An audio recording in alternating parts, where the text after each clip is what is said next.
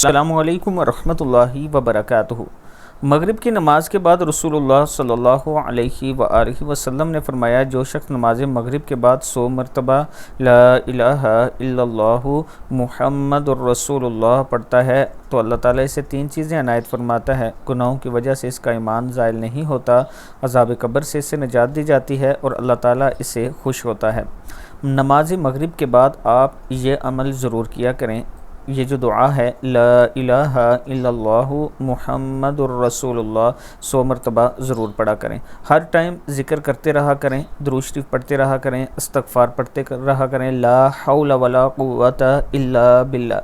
یہ والی دعا جو ہے یہ ہر ٹائم پڑھتے رہا کریں، جب بھی ٹائم ملے۔ اس کا یہ فائدہ ہوگا کہ آپ 99 بیماریوں سے محفوظ رہیں گے۔ اللہ تعالی ہم سب کو اس پر عمل کرنے کی توفیق دے۔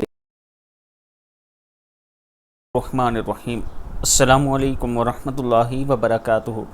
5 کلمات جو حضرت جبرائیل علیہ السلام نے حضور اکرم صلی اللہ علیہ وآلہ وسلم کو سکھائے۔ پہلا ہے یا اول الاولین۔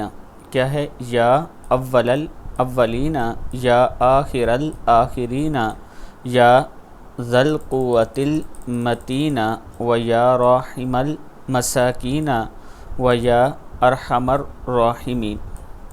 پھر پڑھ لیں، یا اول الاولین، یا آخر الاخرین، و یا ذی القوۃ المتین، و یا راحم المساکین، و یا ارحم الراحمین۔ صدق اللہ العظیم۔ یہ وہ کلمات ہیں جو حضرت جبرائیل علیہ السلام نے خاتم النبیین حضرت محمد صلی اللہ علیہ وآلہ وسلم کو سکھائے۔ اللہ تعالی ہم سب کو بھی صبح و شام یہ کلمات پڑھنے کی توفیق عطا فرمائے۔